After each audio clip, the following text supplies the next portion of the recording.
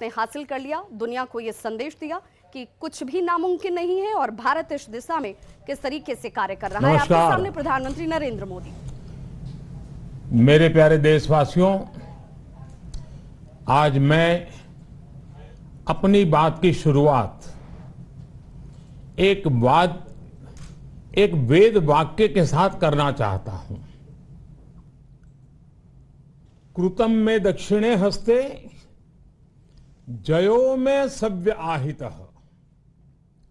इस बात को भारत के संदर्भ में देखें तो बहुत सीधा साधा अर्थ यही है, हमारे देश ने एक तरफ कर्तव्य का पालन किया तो दूसरी तरफ उसे बड़ी सफलता भी मिली। कल 21 अक्टूबर को भारत ने 1 बिलियन 100 करोड़ वैक्सीन डोज का कठिन लेकिन असाधारण लक्ष्य प्राप्त किया है। इस उपलब्धि के पीछे 130 करोड़ देशवासियों की कर्तव्य शक्ति लगी है। इसलिए ये सफलता भारत की सफलता है, हर देशवासी की सफलता है। मैं इसके लिए सभी देशवासियों को हृदय से बधाई देता हूं। साथियों, 100 करोड़ वैक्सीन डोज ये केवल एक आंकड़ा नहीं है, ये देश के सामर्थ्य का प्रतिबिंब है, इतिहास के नए अध्याय की रचना है। ये उस नए भारत की तस्वीर है जो कठिन लक्ष्य निर्धारित कर उन्हें हासिल करना जानता है। ये उस नए भारत की तस्वीर है जो अपने संकल्पों की सिद्धि के लिए परिश्रम की पराकाष्ठा करता है। साथियों, आज कई लोग भारत के वैक्सीनेशन प्रोग्राम की तुलना दुनिया के दूसरे देशों से कर रहे हैं। भारत ने जिस तेजी से 100 करोड़ का 1 बिलियन का आंकड़ा पार किया है, उसकी सराहना भी हो रही है। लेकिन इस विश्लेषण में एक बात अक्सर छूट जाती है कि हमने ये शुरुआत कहां से की है। दुनिया के दूसरे बड़े देशों के लिए वैक्सीन पर रिसर्च करना, वैक्सीन खोजना, इसमें दशकों से उनकी महारत है, एक्सपर्टाइज थी। भारत अधिकतर इन देशों की बनाई वैक्सीनेशन पर ही निर्भर रहता था, हम बाहर से मंगवाते थे। इसी वजह से जब 100 साल की सबसे बड़ी महामारी आई तो भारत पर सवाल उठने लगे, क्या भारत इस वैश्विक महामारी से लड़ पाएगा? भारत दूसरे देशों से इतनी वैक्सीन खरीदने का पैसा कहां से लाएगा? भारत को वैक्सीन कब मिलेगी? भारत के लोगों को वैक्सीन मिलेगी भी या नहीं? क्या भारत इतने लोगों को टीका लगा पाएगा कि महामारी को फैलने से रोक सके? भांति भांति के सवाल थे। लेकिन आज ये 100 करोड़ वैक्सीन डोज हर सवाल का जवाब दे रहा है। भारत ने अपने नागरिकों को 100 करोड़ वैक्सीन डोज लगाई हैं और वो भी मुफ्त, बिना पैसा लिए। साथियों, 100 करोड़ वैक्सीन डोज का एक प्रभाव ये भी होगा कि दुनिया अब भारत को कोरोना से ज्यादा सुरक्षित मानेगी। एक फार्मा हब के रूप में भारत को दुनिया में जो स्वीकृति मिली हुई है उसे और मजबूती मिलेगी। पूरा विश्व आज भारत की इस ताकत को देख रहा है, महसूस कर रहा है। साथियों, भारत का वैक्सीनेशन अभियान सबका साथ, सबका विकास, सबका विश्वास और सबका प्रयास का सबसे जीवंत उदाहरण है। कोरोना महामारी की शुरुआत में ये भी आशंकाएं व्यक्त की जा रही थी कि भारत जैसे लोकतंत्र में इस महामारी से लड़ना बहुत मुश्किल होगा। भारत के लिए, भारत के लोगों के लिए ये भी कहा जा रहा था कि इतना संयम, इतना अनुशासन यहां कैसे चलेगा। लेकिन हमारे लिए लोकतंत्र का मतलब है सबका साथ। सबको साथ लेकर देश ने सबको वैक्सीन, मुफ्त वैक्सीन का अभियान शुरू किया।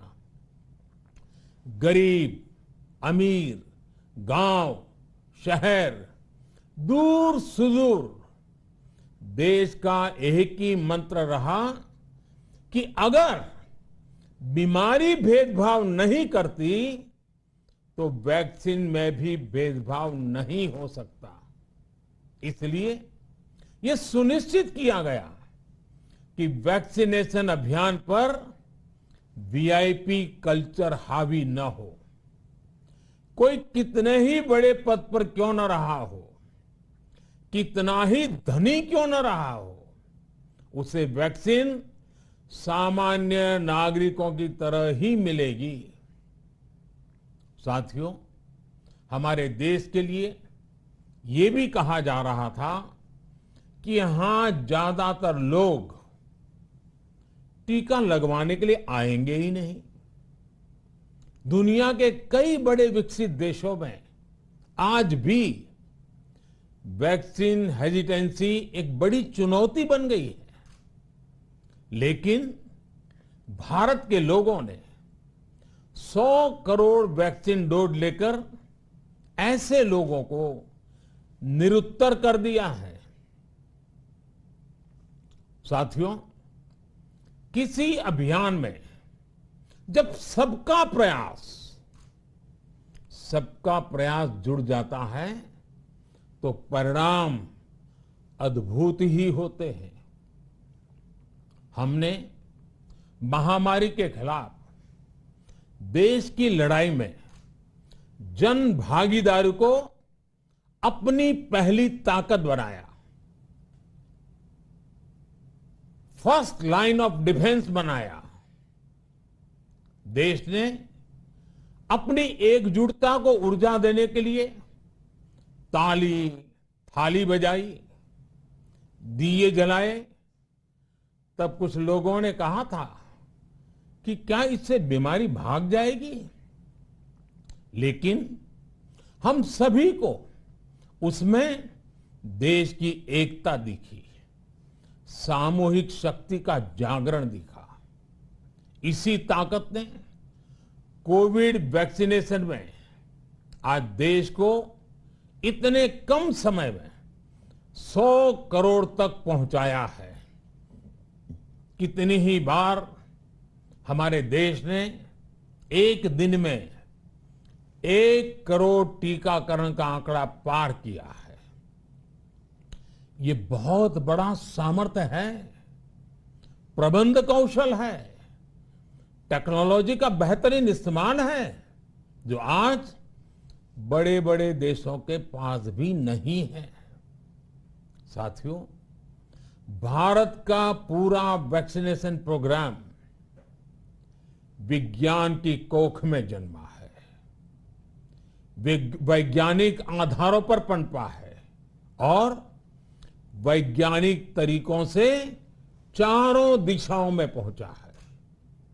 हम सभी के लिए गर्व करने की बात है कि भारत का पूरा vaccination program science born, science driven और साइंस बेस्ड रहा है।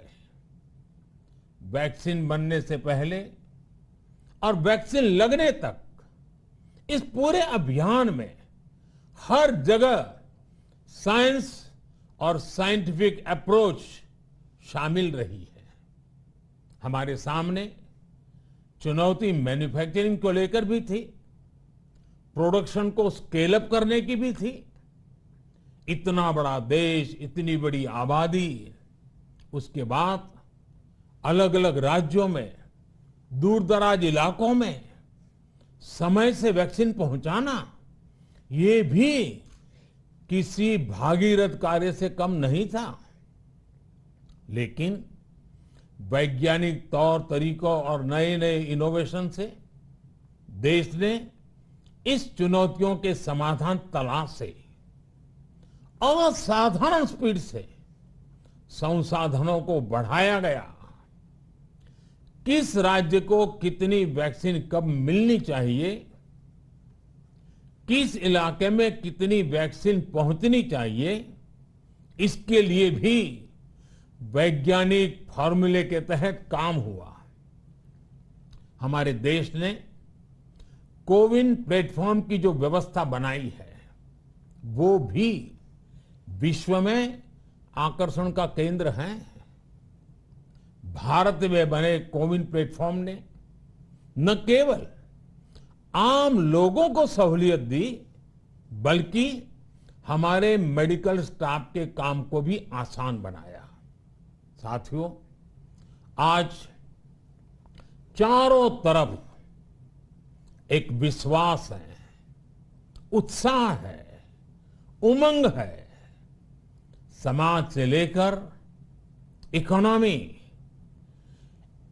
हम हर तबके पर देखें, ऑप्टिमिज्म ऑप्टिमिज्म ऑप्टिमिज्म ही नजर आता है। एक्सपर्ट्स और देश विदेश की अनेक एजेंसीज भारत की अर्थव्यवस्था को लेकर बहुत सकारात्मक है। आज भारतीय कंपनियों में न सिर्फ रिकॉर्ड इन्वेस्टमेंट आ रहा है, बल्कि युवाओं के लिए रोजगार के नए अवसर भी बन रहे हैं। स्टार्टअप्स में रिकॉर्ड इन्वेस्टमेंट के साथ ही रिकॉर्ड स्टार्टअप्स यूनिकॉर्न बन रहे हैं। हाउसिंग सेक्टर में भी नई ऊर्जा दिख रही है। पिछले महीनों में किए गए कई सारे रिफॉर्म्स, कई सारे इनिशिएटिव, गति शक्ति से लेकर नई ड्रोन पॉलिसी तक भारत की अर्थव्यवस्था को और तेजी से आगे बढ़ाने में बड़ी भूमिका निभाएंगे। कोरोना काल में कृषि क्षेत्र ने हमारी अर्थव्यवस्था को मजबूती से संभाले रखा। आज रिकॉर्ड लेवल पर अनाज की सरकारी खरीद हो रही है। किसानों के बैंक खातों में सीधे पैसे जा रहे हैं। वैक्सीन के बढ़ते हुए कवरेज के साथ साथ आर्थिक सामाजिक गतिविधियां हो, खेल जगत हो, टूरिज्म हो, एंटरटेनमेंट हो, सब तरफ सकारात्मक गतिविधियां तेज हो रही हैं। आने वाले त्योहारों का मौसम इसे और गति देगा और शक्ति देगा। साथियों, एक जमाना था जब मेड इन ये कंट्री, मेड इन वो कंट्री, इसी का बोलबाला था, बहुत क्रेज हुआ करता था। लेकिन आज हर देशवासी ये साक्षात अनुभव कर रहा है कि मेड इन इंडिया की ताकत बहुत बड़ी होती है। और इसलिए आज मैं आपसे फिर ये कहूंगा कि हमें हर छोटी से छोटी चीज जो मेड इन इंडिया हो, जिसे बनाने में किसी भारतवासी का पसीना बहा हो, उसे खरीदने पर जोर देना चाहिए।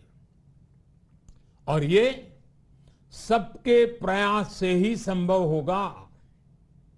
जैसे स्वच्छ भारत अभियान एक जन आंदोलन है, वैसे ही भारत में बनी चीज खरीदना, भारतीयों द्वारा बनाई चीज खरीदना, वोकल फॉर लोकल, ये हमें व्यवहार में लाना ही होगा। और मुझे विश्वास है सबके प्रयास से हम ये भी करके रहेंगे। आप याद करिए, पिछली दिवाली हर किसी के मन मस्तिष्क में एक तनाव था, लेकिन इस दिवाली 100 करोड़ वैक्सीन डोज के कारण एक विश्वास का भाव है। अगर मेरे देश की वैक्सीन मुझे सुरक्षा दे सकती है, तो मेरे देश का उत्पादन, मेरे देश में बने सामान मेरी दिवाली और भी भव्य बना सकते हैं। दिवाली के दौरान बिक्री की एक तरफ और बाकी साल की बिक्री एक तरफ होती है। हमारे यहां दिवाली के समय, त्योहारों के समय बिक्री एकदम बढ़ जाती है। 100 करोड़ वैक्सीन डोज हमारे छोटे छोटे दुकानदारों, हमारे छोटे छोटे उद्यमियों, हमारे रेहड़ी पटरी वाले भाइयों बहनों, सभी के लिए आशा की किरण बनकर आई है। साथियों, आज हमारे सामने अमृत महोत्सव के संकल्प है, तो ऐसे में हमारी ये सफलता हमें एक नया आत्मविश्वास दिलाती है। हम आज कह सकते हैं कि देश बड़े लक्ष्य तय करना और उसे हासिल करना बखूबी जानता है, लेकिन इसके लिए हमें सतत सावधान रहने की जरूरत है। हमें लापरवाह नहीं होना है। कवच कितना ही उत्तम हो, कवच कितना ही आधुनिक हो, कवच से सुरक्षा की पूरी गारंटी हो, तो भी जब तक युद्ध चल रहा है, हथियार नहीं डाले जाते। मेरा आग्रह है कि हमें अपने त्योहारों को पूरी सतर्कता के साथ ही मनाना है। और जहां तक मास्क का सवाल है, कभी कभी जरा, लेकिन अब तो डिजाइन की दुनिया भी मास्क में प्रवेश चुकी है। मेरा इतना ही कहना है, जैसे हमें जूते पहन करके ही बाहर जाने की आदत लग गई है ना, बस वैसे ही मास्क को भी एक सहज स्वभाव बनाना ही होगा। जिनको अभी तक वैक्सीन नहीं लगी है, वो इसे सर्वोच्च प्राथमिकता दें। जिन्हें वैक्सीन लग गई है, वो दूसरों को प्रेरित करें। मुझे पूरा भरोसा है कि हम सब मिलकर प्रयास करेंगे तो कोरोना को और जल्द हरा पाएंगे।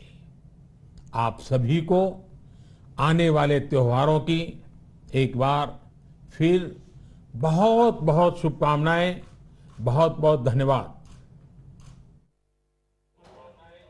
तो प्रधानमंत्री नरेंद्र मोदी को आप सुन रहे थे, जिन्होंने सीधे तौर पर